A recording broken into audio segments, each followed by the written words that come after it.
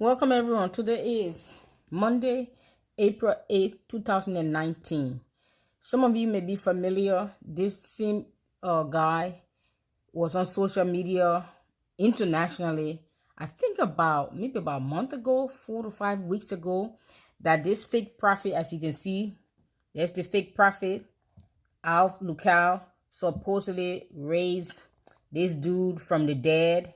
Remember, he was in the casket and the video went viral all over social media, pretty much all over the world.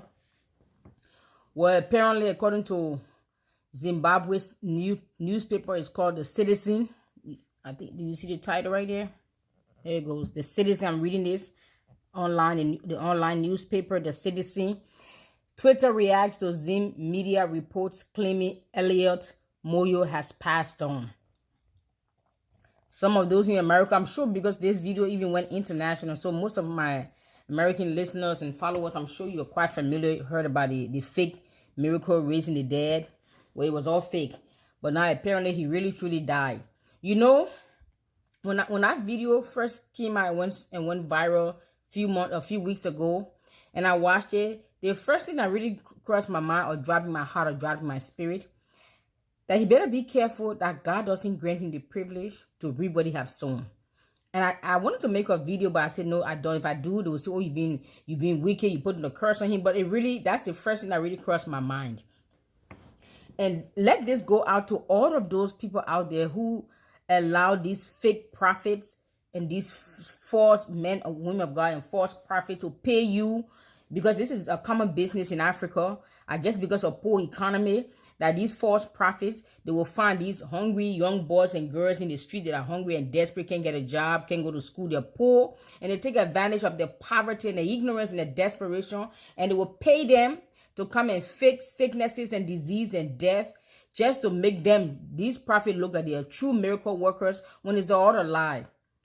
We cannot continue to make a mockery of God and don't expect to reap the consequences.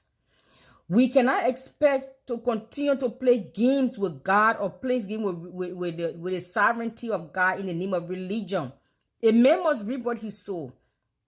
I'm sorry for your loss and your family's loss, but how long we're going to continue to sit back and mock the name of God? There's no reverence.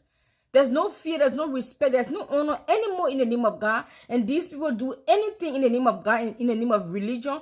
And no one is even going to battle to defend the holy name of God. They will battle you, they will fight with you to defend the name of the false prophet and say, touch not God's anointed. But the name of God is being profaned across the world by these false liars and false prophets and charlatans.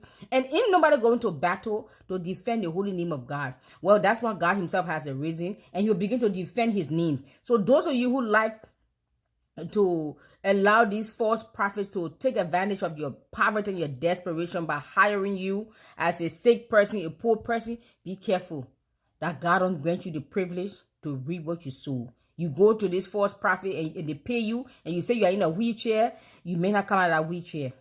You say you are dead. Look what happened to this young man. I'm going to read the article for you. Most social media users do not believe the report saying there could be yet another resurrection miracle on the way.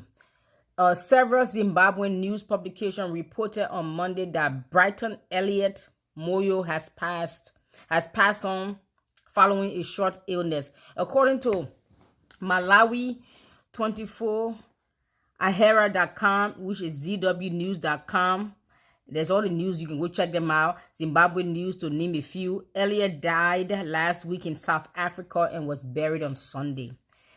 The bona fide of these websites were difficult to establish. However, an apparent relative who spoke to H Metro claimed Elliott passed on 3 days after his stomach started swelling up. He is reportedly survived by his wife. Okay, that's all the news we have. But those are all the news. You can go and check it up. Aheranews.com, zwnews.com. Can you see them? Yes, I can see them, so I'm sure you can see them. But I just want to make a clip. It is sad. It is unfortunate. But we cannot continue to make a mockery of the name of God in the name of religion.